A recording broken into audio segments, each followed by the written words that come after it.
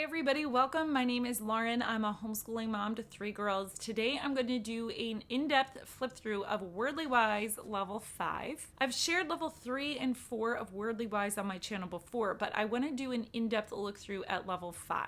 My daughter is going into 5th grade and she's going to be using this for her upcoming 5th grade year, so it is not completed. I can't do a review on it, but I want to share the flip through before the book has markings in it and gets nice and worn throughout the school year. Okay, here we have Wordly Wise 3000 book 5. This is the 4th and newest edition. As you can see, it comes with 20 lessons, and that might seem like that isn't a very large amount, but the lessons are pretty in-depth and you can take your time. You don't feel like you have to do one lesson per week. I'm going to zoom in a little bit so to make sure it's really a little bit clearer. All right, so first we have a word list, and as you can see here, they have the verb, the word, how to spell it, and then the part of speech. So it's a verb, accustomed to make familiar. There's a sentence. There is ways that it can be used as different parts of speech. So for example, an adjective, there's 2 different ways it can be used as an adjective, and then sentences for that. And then talk to your partner about something at school you had to become accustomed to. So you can do that verbally, or you can have the child answer it on the page. Normally Larissa will do either or. And so she'll go through usually on one day, and she'll just go through and just read everything. And then if there's any little prompts here, she will do those.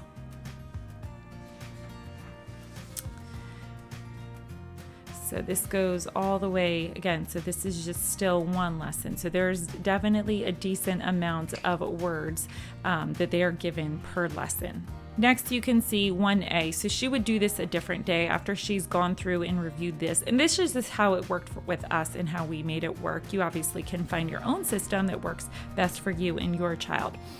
Find meanings. Choose 2 phrases to form a sentence that correctly uses a word from word list 1. Then write the sentence. And so they have to find which one matches. Obviously, it's a little bit of a, it gives it away because the first one that's capitalized, obviously it's got to be one of those. So they have to figure out which one it is and then write it in the sentence. So sometimes she just circles it, and that's fine. She doesn't usually like to write the sentence. She does a lot of writing throughout the day, so I don't force her to write the sentence, but again, that's totally up to you. So she would do that another day. All right, and then here is again the word list.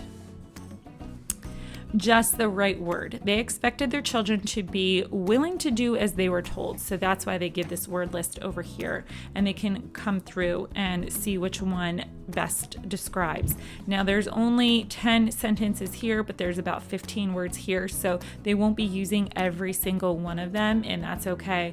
She usually just crosses off which one she has so she doesn't use them again, which one she's already chosen so she doesn't use them again. Next one is applying the meanings. So for example, which of the following could be an obstacle? A lack of money, a fallen tree, poor eyesight, or a pleasant voice. So we know in this one, lack of money, a fallen tree, and poor eyesight could be an obstacle. So they gave you 3. Let's see what the next one is. In which of the following places would a pedestrian be? On the sidewalk, inside a car, in a favorite armchair, or on a plane? So obviously this one only has one answer. So it could be 1, 2, 3, or 4. And then here is the word study, synonyms and antonyms. Circle 2 synonyms in each group of 4 words. So this one's pretty simple. And then we have the antonyms. Circle the 2 antonyms in each group: alert, drowsy, compatible, or patient. But they're not always the most obvious, especially for again, this is level 5. So generally 5th grade. It could be, your 4th grader or 6th grader, kind of in that area is going to be. So I think it does actually give a nice challenge to the child. And then last is, this was, I think that we found the most challenging, that she just didn't do the best in last year when she did level 4, but to her credit, this could be a little bit tricky. So what it is a vocabulary and context. So they read the entire passage, and the entire passage contains the words, the vocabulary words. And it is kind of cool how they bring them all together to use all of these words in one cohesive only 4 or 5 paragraph passage. However, this is where the tricky part comes in. So it is, what was the concept behind the seeing eye dog movement? So then they would go back here and say, okay, the concept that trained dogs could act blah, blah, blah. And they would have to find the answer and then write that in a full sentence. Then they would say, when does the relationship between guide dog and owner officially begin? This is where it got a little bit trickier because she wasn't able to just say, it began as blah, blah, blah. She would have to go through and not only find the answer, but she would have to find which vocabulary word they wanted her to use. And even though it might sound a little bit simple for a 4th grader, 5th grader, I feel like it definitely offered a challenge. So just keep that in mind. It's not impossible. They could do it. She did really well most of the time, but some of the time it was a little bit tricky for her. Why do you think the powerful dog would not be matched with someone who is not very strong? So again, you have to come back here and say, find the answer and then find which vocabulary word they are looking for and then write it on the line. So you have to have a little bit of both. And so there are 13 of these questions here. So you could do this together if you wanted to. I would highly recommend getting the answer book. I think that would be, it just will make your life as a mom so much easier. I got the book and it was just a lot easier. I didn't have to go through and find all the answers. We're all busy. We don't have time for all of that. So, I'm sorry, there's actually 15. So it does use all of them. Here is fun and fascinating facts. And then here is an extension. She never did this. I didn't require her to do this. She just did the main key components. But if you want to, you can do this or not. It's obviously up to you. But it's just basically turn and talk to your partner or group about the word concept. And then they kind of work together as a group. This is why we mostly skipped it. And then she had to write some sentences about it. Not every week is going to look the same. There will be the same amount of words per week, but the exercises will differ a little bit. So for this example, this week, they will go, one of the exercises is, so the word is aroma. It will be used in 4 different sentences, and you have to put either a C or an I. See if it's correct, I if it's incorrect, if it's used incorrectly or correctly. Then this one is making connections. Which word or words go with the word thirsty? And in wordly wise fashion, there may be more than one correct answer. So it could be 1, 2, 3, or all 4. Then next is determining meanings. Circle the letter next to each answer choice that correctly completes the sentence. Again, there may be more than one correct answer. So the beverage, and they have to figure out, okay, is it this one, or all of the above? Completing the sentence. This one is kind of good because it gives them a chance to kind of use their creativity. They get to finish the sentence and make it their own.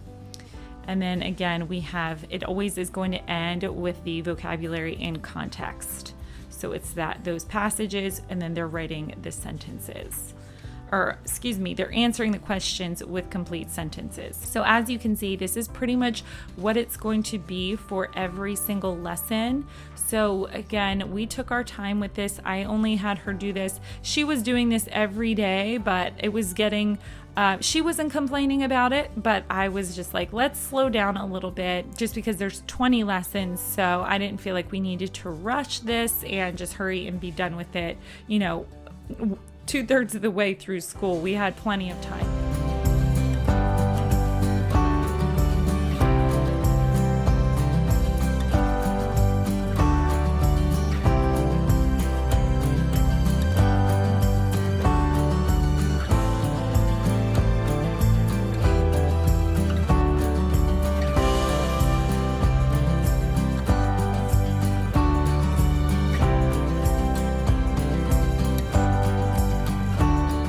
I do want to point a few things out. This is not a Christian-based curriculum. This is secular.